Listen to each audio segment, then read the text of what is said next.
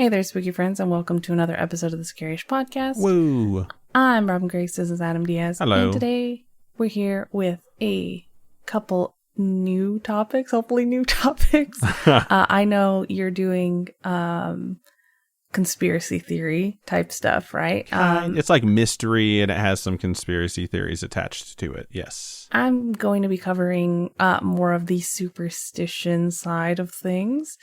I don't know if conspiracy theories can be superstitions, but you know. They could, I guess, all be intermingled together. I don't see why not. As a couple of our friends would say, same, but different. Wow. Indeed. But so what are you going to be covering this episode, Robin? I'm going to be covering what is called the evil eye. It reminds me of the thing I covered last episode where I was going over like the things to ward off demon and the hand of Fatima.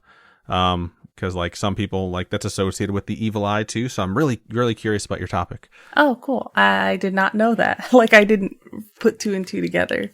I don't know if they're the same thing, cool. but I think they might be similar, you know? There is a part in there that has something to do with that. So right on. I'm going to be covering the Rennes-le-Château, which is as best as I can pronounce it, and it's pretty interesting. But before we dive into that, Robin, how's your week been? How's your day been? Let people into our lives a little bit, I suppose. I gotta be awake in like 3 hours once we're finished recording. So yeah, I'm actually gonna go from recording straight to the airport. So I'll be basically doing Monday and Tuesday as a big long day known as Mon Tuesday or Moon-Newsday or however you want to say it. So I am right there with you, but at the end of the long day, I will get to see you, and that is the most important thing to me.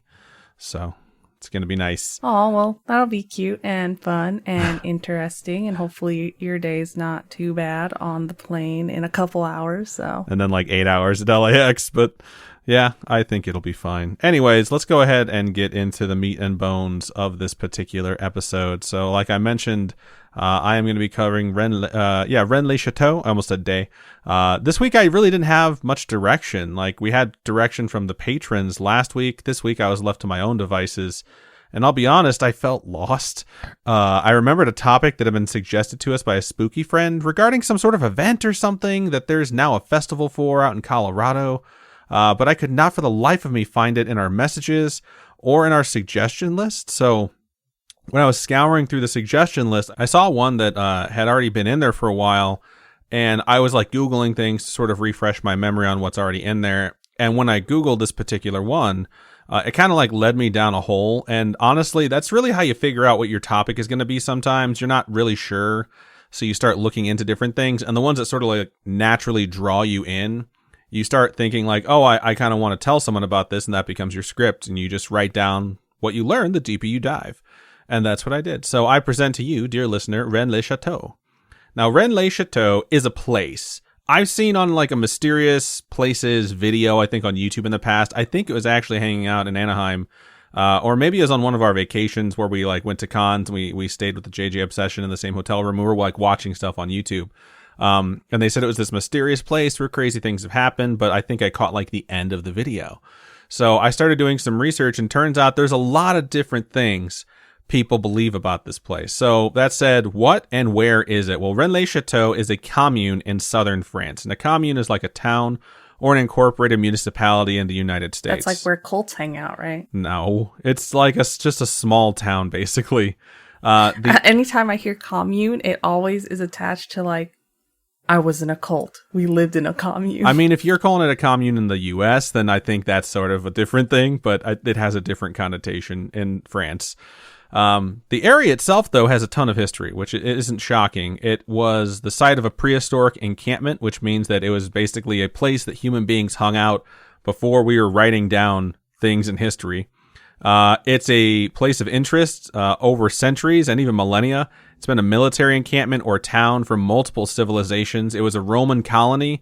It was a Visigoth settlement. Some websites actually state that it was the capital of the Visigoth region in the 6th and 7th century, but that is just exaggerated bullshit, so just don't believe that part. It was a medieval castle at the turn of the millennia. I think 1002 is confirmed it had a castle in this area. there's no remains of it anymore, except some of the things that might still be there here and there, and we're going to talk about it. People have come and gone in this area for literally thousands of years, but what is currently there is essentially a town and a church, a rather large church in, relation to the town. It became associated with several notable theories and strange phenomena. You're probably wondering, like what? Well, easy, dear listener. I'm about to tell you. Before I get into it, though, I want to give two disclaimers. One is that it could all be bullshit, the normal thing. The other is that some of these theories are related to religion. So just understand that this topic is just informative and not judgmental. If I do get judgmental, it won't be about religion specifically, maybe just people involved. So that said, here we go. To get an idea of where some of these theories come from, it's important to understand the history of the location. It's always been a very small place. But not without its faith. The earliest church that appears to have been built there dates back to the 700s, so 1,300 years ago, and that church was the Church of Mary Magdalene. And that part is not myth or legend. The church was dedicated to her. And I'm sure Robin is currently speculating. Go ahead. All I'm thinking about is that movie. Is Angels and Demons? That's about Mary Magdalene. It's the first one, it's right? Da Vinci Code.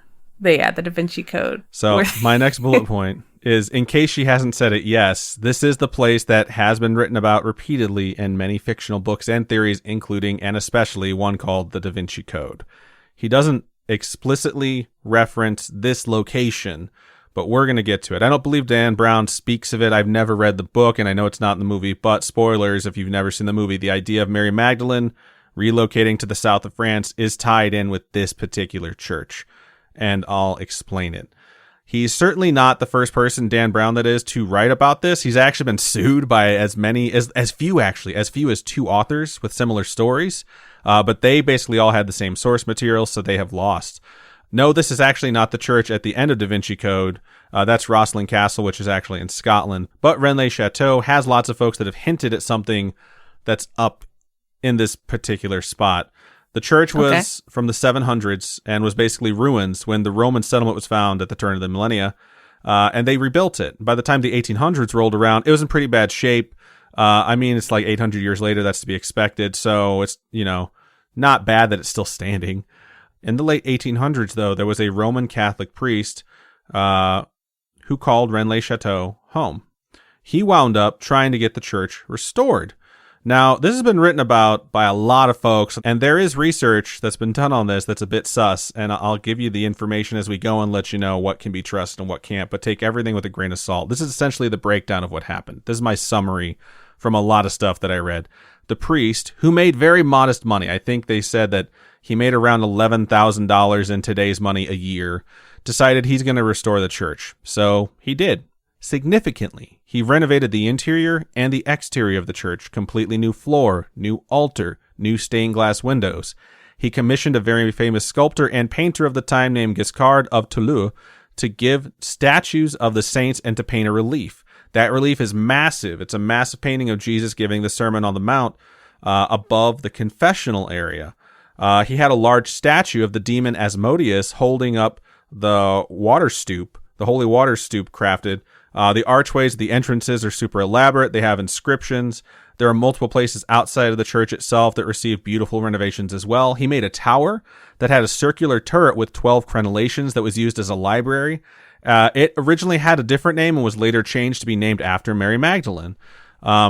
Eventually, a Monsignor Billiard, who was the bishop of the area, rededicated the church in 1897. It was like this sort of like grand rebirth for this church after it was beautified and restored. That altar I mentioned, by the way, was also an altar of Mary Magdalene. It's like an altar where you can do a bunch of different stuff, but it has this carving on it of Mary Magdalene. So, and we know what she looks like, or is it just, just an interpretation? Depiction? No one knows exactly what she looks like. So all of these things, though, people started to say, hey, Father, I know you're really making wonderful changes and everything, but where is the money coming from? And now we're going to reach the crux of the mystery. The story that was supposedly told to the people of the village is as follows. The priest decided he was going to publish a story about this church's history and about the sorry state it was currently in to see if anyone wanted to donate money to get it restored. He thought it would be more effective to send the story to be published in different countries in particular the United States. And the article circulates and gains traction, and donations start coming in, and he begins renovating. But even with that reasonable explanation that I think a lot of people took to start, people got curious as they saw how expensive some of these renovations were. The priest did keep receipts for all the work that had been done, and eventually the church itself became curious and performed an audit on just what had been done and how much it had cost, based off the fact that it all seemed very suspicious. Once they had sat down and reviewed the costs, the grand total over a 10-year period was around 11,600 francs. In today's money, that's around 5.6 million US dollars. This guy, over a 10-year period, spent 5.6 million US dollars. So where did he get all this money?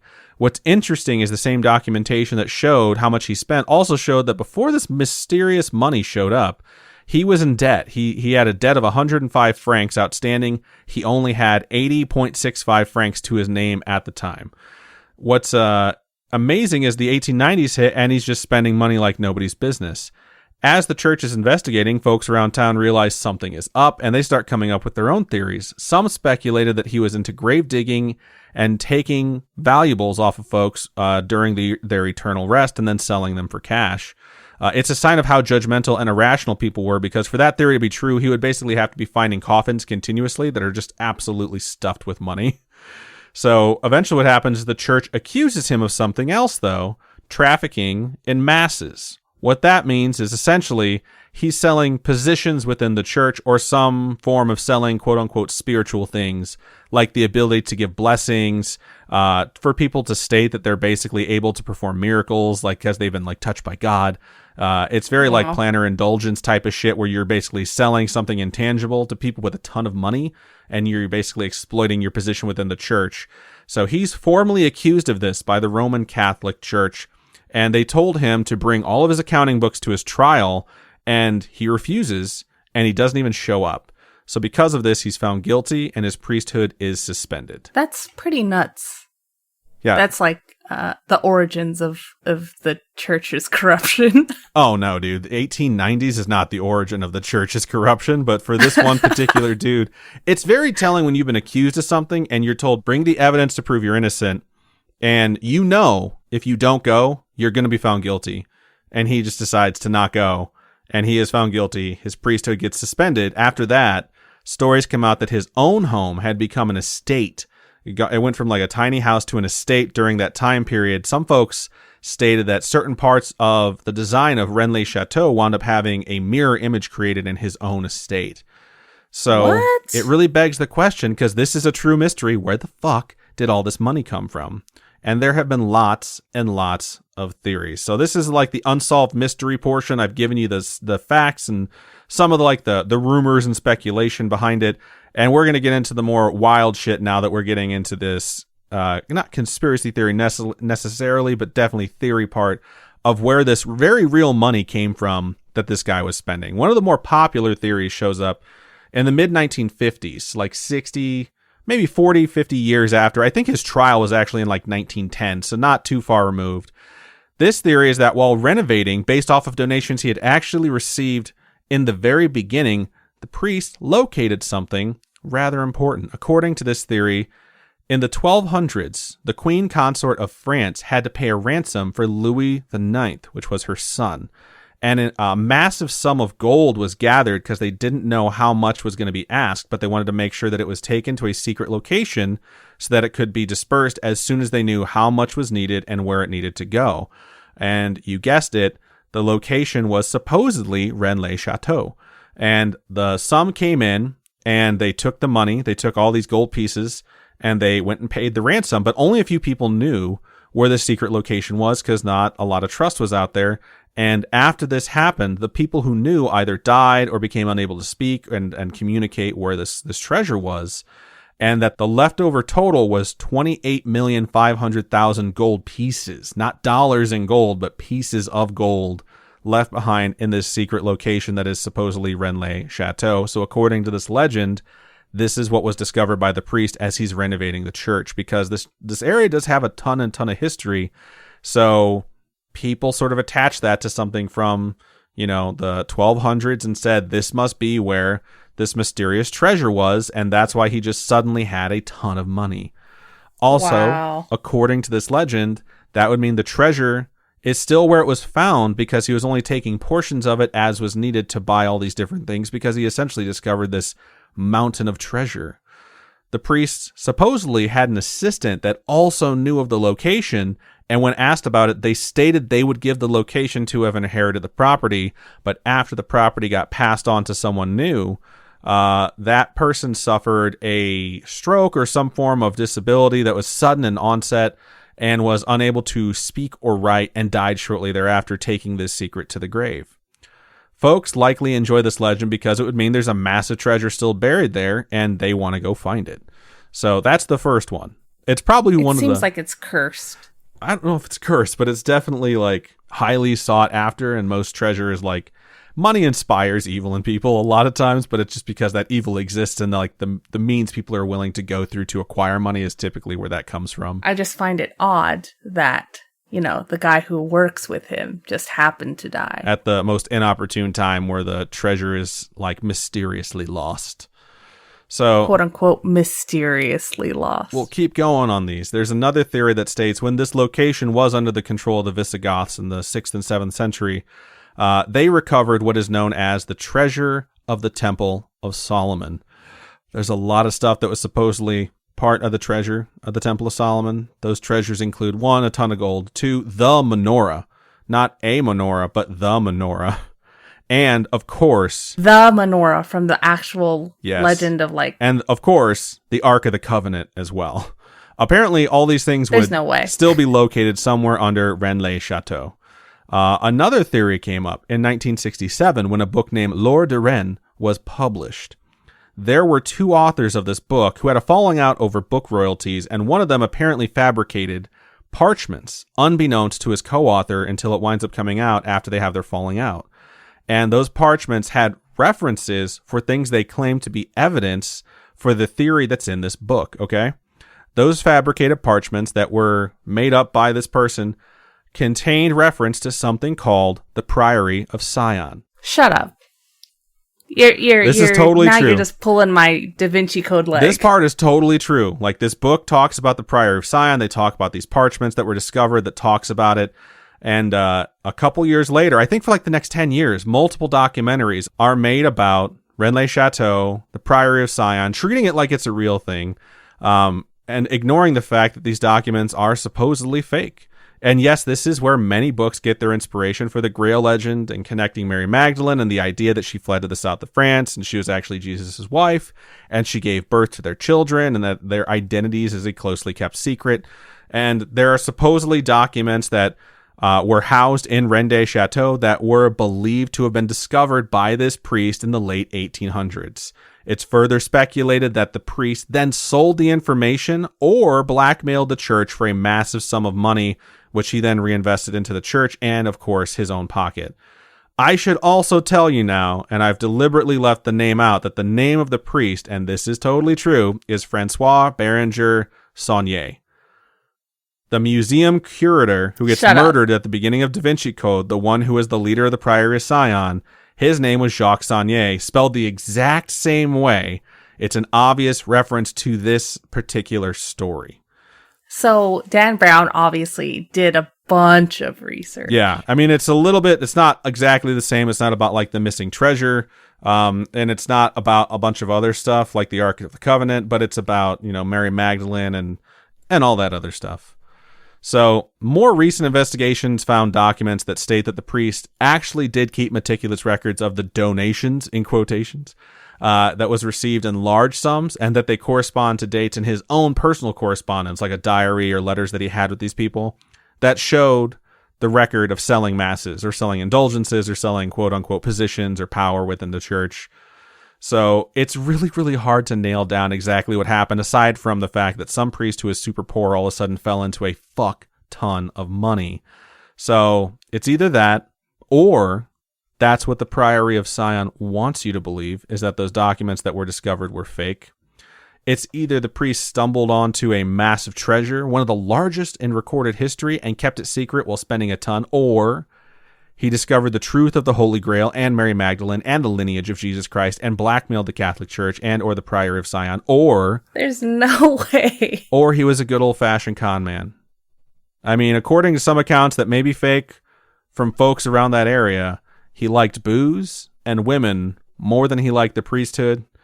And at this point, though, like, who knows what's true? One thing I will say is that the part in the Da Vinci Code where Teabing is like exposing the grand conspiracy and he states that Mary Magdalene wasn't actually a prostitute, that part is true. That is 100% true. The smearing of Mary Magdalene gradually got worse and then became official in the 6th century when the Pope announced that she was a prostitute. But many sects of Christianity up till then and after then never believed that. It just sort of got absorbed into cultural knowledge. And that's where like the perpetuation of that came from. What's super interesting is that the Catholic Church itself actually stated officially that Mary Magdalene was never a prostitute in 1969. This was an official statement made. She was canonized as a saint on October 2nd, 1988. She is Saint Mary Magdalene, and she is still incorrectly referred to as anything but by so many people, anything but a saint. And it's shocking. What? It was like in St. Peter's Square, they held a ceremony where they canonized Mary Magdalene as a fucking saint, and people still refer to her incorrectly as a prostitute. Another interesting take on this whole thing that I find very interesting is that the French author Jules Verne wrote of things that seem to directly hint at Rennes-le-Château in multiple books, and some of the references also predate Father Sonier. References to the Merovingians, to treasure hunts, to the demon Asmodeus, a bunch of locations talking about stuff that references like geographical features right by this area. They're in multiple books written by Jules Verne, and people thought that he was somehow invested or involved in this whole mystery, whether or not it was for gold or Mary Magdalene or the Holy Grail, or he was part of the Priory of Sion. Because some of the stuff that he wrote about that corresponds apparently came through before this father ever took over, before this priest ever took over Rennes-le-Château. Again, most of this stuff is circumstantial evidence at best, but when you see reference to the Merovingians and the demon Asmodeus holding something up and all these locations that are like predating it, it makes people really wonder. So like, who knows? Because this is absolutely a mystery and one that has been fuel for authors for a very long time. I vote we visit there. It'll be super cool. We won't be alone, just in case you're thinking that this tiny place in France might be like a bit obscure or off the beaten path. It is. I mean, as of 2006, this tiny place was getting 100,000 tourists a year, which is a significant number. And although it's not nearly as many now, it's still pretty substantial. So for anyone who wants to visit, you will be, I will say, maybe not in good company. Who knows who's going to be there that's actually cool, but there will definitely be multiple people there. And the town looks really nice, and the scenery around it is very, very beautiful. So there's just a lot of stuff that goes into this particular mystery that I was just sort of baffled by when I started doing more research and realized it's the Dan Brown mystery.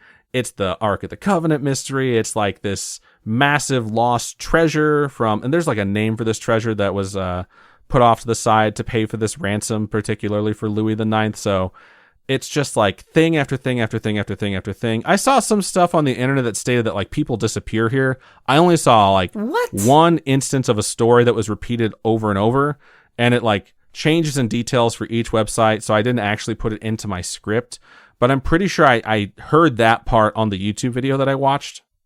I watched the end of, I should state, that there's supposed to be like ley lines here. There's different things that state that the actual site was used to house the remains of Jesus Christ, which are a closely guarded secret, similar to the whole thing with like Mary Magdalene's body being moved around.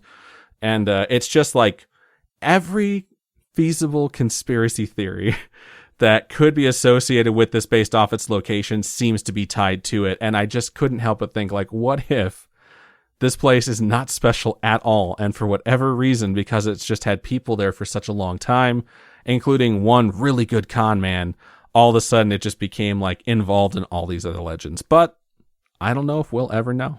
But that, my spooky friends, is Rennes-le-Château. Thank you for that walk down Da Vinci Code link. You're welcome. I had a feeling that your eyes would perk up as they did when I mentioned the Priory of Sion. So yeah, I have definitely watched the Da Vinci Code and Angels and Demons like way too many times. Never watched the third one. Sorry. Have you ever read the book or books? I've never read the book.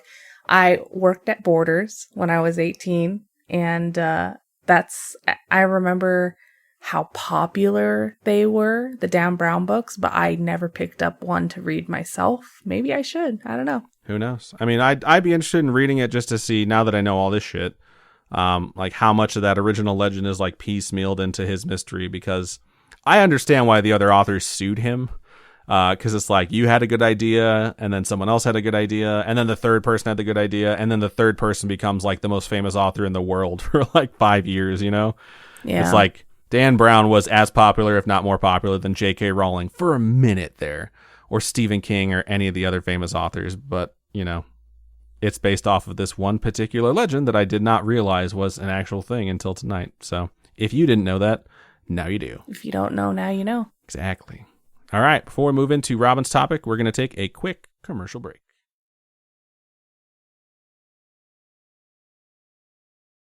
All right, welcome to my half of the episode. So this week, I'm going to be sharing an interesting superstition from that's actually known kind of in a few different countries. Most commonly Latin America, the Middle East, parts of Europe. I don't know if it would be considered a superstition necessarily, but is definitely a supernatural belief, not to the point of a religion, but kind of like a legend that gets told about something. I'm going to kind of describe it as a superstition, I guess. But this superstition is of the Mal de Ojo, or sometimes called Ojo Malo, and it's often translated as evil eye. It's also been known as bad eye or sickness from the eye. Apparently this evil eye is like, I don't know, growing up, we kind of called it stink eye. I'm from Hawaii. I don't know.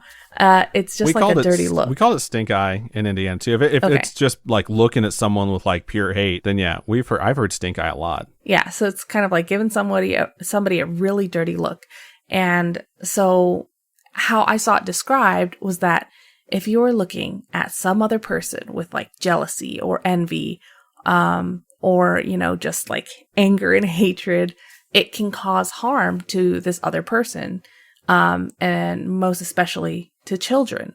So this legend of the evil eye, some say, dates back to ancient Greece. There are supposedly some like drinking cups that had what were the quote-unquote evil eye depicted on them. And from the picture that I saw, it just kind of looks like a QQ face, like a cry face. Wow. I sent Adam the picture of it, so you can kind of tell me what you thought of it when you Greek saw it. Emojis. Interesting. Yeah, it looks like these eyes that are on these cups, and they're known as eye cups.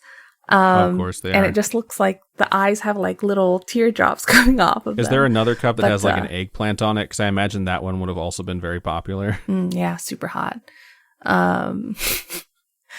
Did they have eggplants back then? They must have. I don't know. I don't know if Greece has eggplant. I don't know if it's like native to that region or whatever. So Plato, the philosopher, he was a philosopher, right? I'm pretty sure. Oh yeah, the philosopher, but not the clay that you play with, right? Plato, you stupid Plato, bitch. yes. So, Plato. You Damn it. That's all I hear is Plato. Plato. So, Plato is said to have written about someone becoming cursed or bewitched because of a certain look or sound of someone's voice. So, some sources dated it to even further back to like 3000 BC, which is before zero. So, before year zero. Count another 3,000 years further back in time. 5,000 years ago. So, yeah, to ancient Egypt, where they actually referred to it in Arabic. And then there, it was also believed to have kind of traveled from there to ancient Mesopotamia, Greece, and Rome. So in Roman times, it wasn't just individuals that could like possess the power of this evil eye, but whole entire tribes like those of Pontus and Scythia that could transmit this evil eye curse. A giant group of people given the evil eye. Yeah, imagine like whole troop just walking down the street and turning all at once and just giving people I mean, sometimes looks. when someone like snaps a look at you, like you jump back like you were hit, you know? It's like that thing kind of, when you're walking and you can feel someone looking at you. Yeah. I imagine that's what this kind of stems from. So supposedly, the Islamic prophet Muhammad had made a statement about evil eye as well, saying that the influence of the evil eye is fact. That's what he said. I think it's tangible. Like when you feel someone just staring daggers at you, you can feel it. I mean, the phrase, like, I felt like someone's eyes were on my back is something that, like, I've experienced, and it's been true before. You like look around, you realize someone's staring at you. It's like that. It's like a weird thing where you sense it. It's not like a spidey sense. It's a real thing, though. So in Mexico, this superstition revolves around envy and jealousy or straight up like malicious intent. And it's like this negative energy, and you can impart this negative energy onto children. And this energy, when kind of directed at children, can kind of have adverse effects on them. So it's supposedly more prevalent during Jamal Pixar or Dia de Muertos, like Day of the Dead type times, because there's an extra layer of fear on top of that, where babies and young children are said to possibly be taken away by the spirits that come and return from the spiritual world during that time. Some say that just this look, this evil eye, can make a baby cry or make a child sickly or ill. Symptoms include green bowel movements, which we all know happens whenever we eat food coloring. I sure know that. Diarrhea, fever, or one eye may look smaller than the other, which I think is interesting. The child is also restless or cries nonstop and doesn't sleep. So the evil eye is kind of like a catch-all in a way, where something goes wrong equals someone sent an evil eye their way. And it may not always be intentional, but it doesn't make it any less harmful. So you maybe don't intend to give these vibes off. It's like if you're but just something happens anyway. Sitting there like thinking about things that bother you and make you really upset, and you're just like staring off into space and getting like angrier and angrier. And then someone like says your name and you turn and you look at them. It's like you accidentally just hit them with a blast of evil. Like, oh, my bad, dog. So according to this belief, babies and young children are not yet strong enough to repel the negative energies themselves yet. And then there are adults that catch the evil eye that can also get affected by this. So for indigenous Maya, because, the Mayan culture does stem from that same area, the way for this evil eye to transfer negative energy is a little bit different. So the most common reason for this transfer of energies that cause illness in young kids is like from a particularly negative situation. Like if a drunk or really angry person looks at or passes by a child really closely, that can transfer this evil eye, this bad energy. So you're kind of like giving the evil eye from a close proximity, makes it worse. Wow. Apparently, you can also give the evil eye to a person who is like overheated from working out. Like if they're working under the hot sun or they're cooking over a hot stove or a fire, they're more susceptible to becoming affected by this evil eye.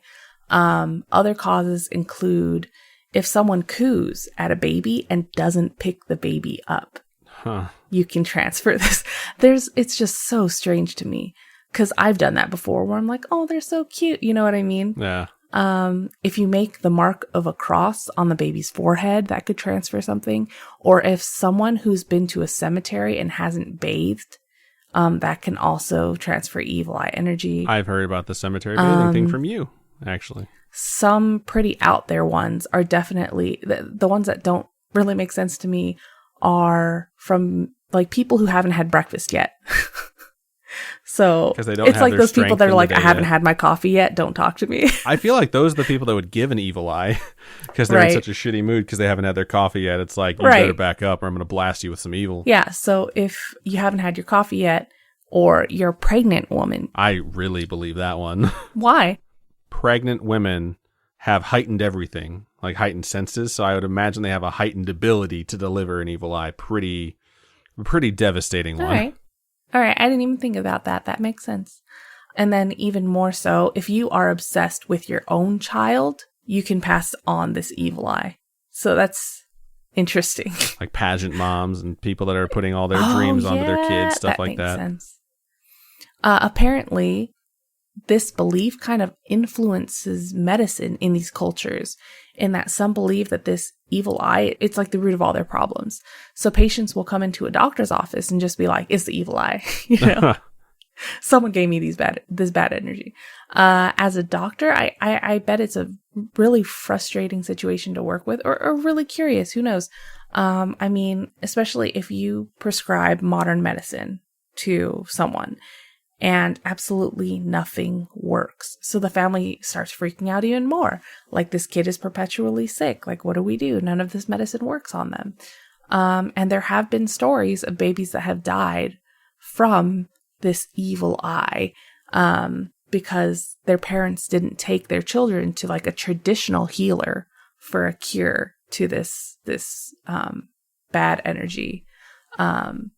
Supposedly, you can get rid of the negative energy by having the initial person who gave the evil eye to the baby or child. You just have to have that person touch that baby or child, and it's supposed to fix It's things. weird to think that the appeal you give to someone who has put this evil energy onto your kid is like, hey, can you just like tap my baby really fast so you can Right. release them from your curse that you pass by from your negative energy. To diagnose a possible affliction, there are certain traditional healers that pass a raw egg over on top of the affected person. Just like run it over them.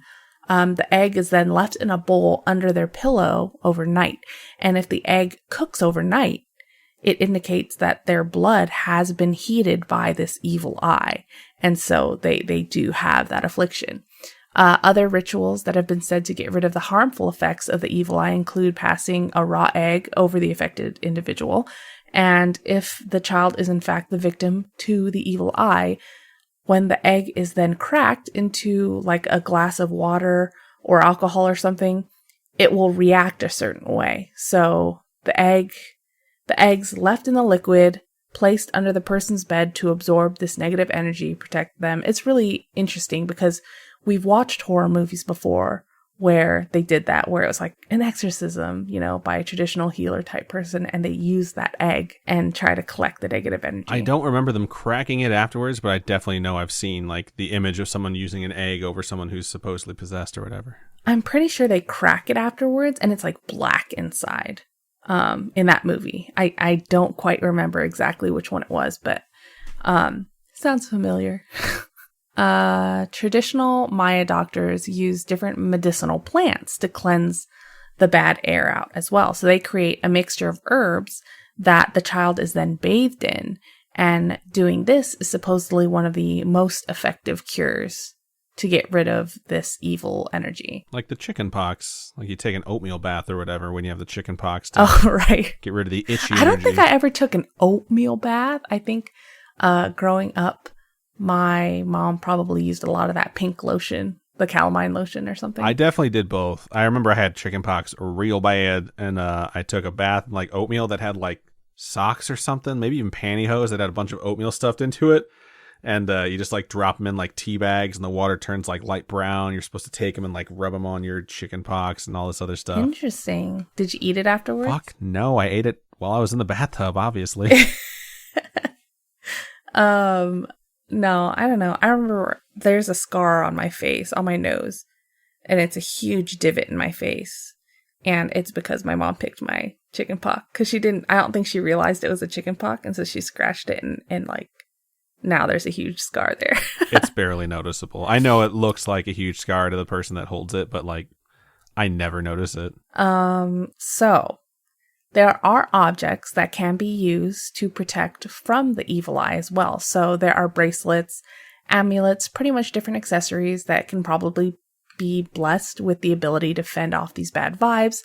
And when I read that, I was just like, this reminds me of Vampire Diaries and how they can take like any piece of jewelry or like a wearable accessory and kind of turn it into like a sun ring type thing. Cause like the Salvatore brothers have rings, right? And then Elena has her necklace. Everybody just has something different. And that's what this reminded me of. But, same vibes. So in the Yucatan Peninsula, most people in the region use like this red string bracelet, like if you were making a friendship bracelet, right? So it's made of red string and they tie it to the right hand wrist of babies and young children. Some parts of the peninsula include a seed called like a deer's eye that is sewn into this red string bracelet. And when that seed changes from light brown to dark brown, the seed has lost its power and then needs to be replaced again with a new seed. Other kind of items that are included in this are like a jet black gemstone that's very particular, and it's said to protect babies from the evil eye. And then other than all this stuff, it's just this bracelet is supposed to be kept on the children until they're old enough to speak well for themselves, which is probably just when they're old enough to kind of fend off the negative energy themselves. And so I'm sure y'all are wondering, like, why a red string? And different communities have different beliefs on why the color red is chosen. I know red is pretty important in Asian cultures. Some say that the red here attracts the bad energy and kind of absorbs the energy instead of the child absorbing it. Others say that the red color represents life and fire, and this kind of color just repels the bad spirits and energy.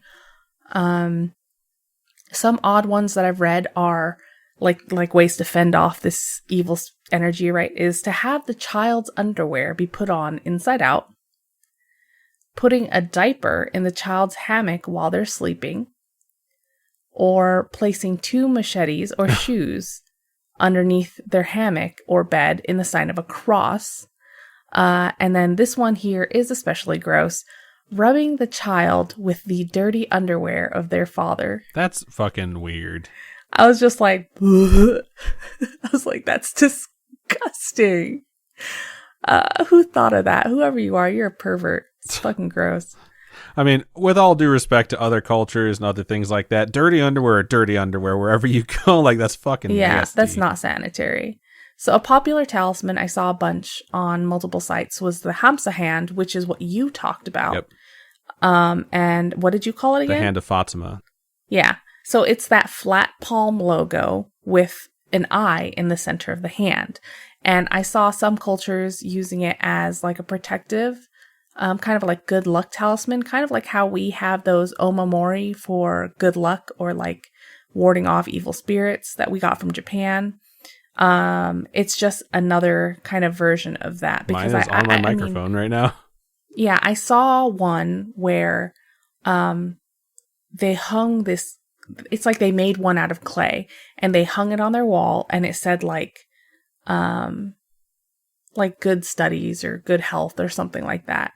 So they kind of use it as a charm like that. So similar practice.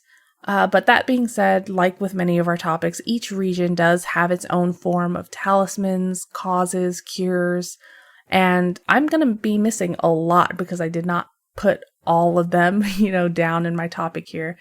Because there's just so many from all over the world that I don't know and I have not covered. And if you have a superstition about the evil eye, just let us know. Message us on social media or whatever. Yeah, I definitely want to hear about it. Or email us, But maybe the next time someone gives you guys the evil eye, you'll think about it differently. Because you've heard it when people say that, right? Where it's like, so-and-so gave you the evil eye. You know what I mean? Yeah, and I've heard, like, if looks could kill, you'd be dead right now. Like, I've heard that a lot growing up because, I grew up in a family that had people giving dirty looks all the time and passing negative energy around a lot. So this one really rings true to me. Yeah. All right. Good job, Robin. Solid topic, I got to say. It's a really good follow-up to last week. So if you haven't heard last week's where I talk about, like, demons and the things that ward off demons, I think I end on the Hand of Fatima, or the Hamsa hand, or Hamsa hand, or however it's pronounced. So it's super sort of interesting to see how it's another thing that this particular object protects you from is the evil eye. And I've always had a sneaking suspicion, like, people are transferring their negative bullshit onto you when they're staring fucking daggers at you. So it's kind of nice to hear that there's other people out there who believe this exact same thing, and it's been believed for like a really long time. So good stuff. All right. So if anyone has any emails, no, take that again. All right, so if you folks would like to reach out to us regarding a story that you have, doesn't have to be about these particular topics that we cover this episode, please feel free to do so. It could be supernatural, spiritual, coincidental, true crime, extraterrestrial, whatever. You can email storytime@scaryish.com or go to our website, scaryish.com, and click on Contact Us. Fill out that form. It comes directly to us. You can also hit us up on any of our social medias. Twitter is @ScarishPod, Instagram is @ScarishPodcast, and Facebook is facebook.com/ScarishPodcast. We would love to hear from you. Robin, for folks who would like to donate, how can they do so? You can go to patreon.com/ScarishPodcast. Those are monthly donations. Tiers start at $8. At $1, you get ad-free episodes, so that's always great. You can also go to coffee, ko-fi.com/ScarishPodcast, and those are one-time donations. All your donations go to helping us keep this show going. Indeed. So thank you to everyone who listens, donates, and just appreciates the show in general. We appreciate you, and it really does keep us moving forward and means the world to us. So that is everything we have for this episode. So Robin, why don't you go ahead and sign us out? Keep on creeping on, and we'll talk to you guys later. Bye-bye.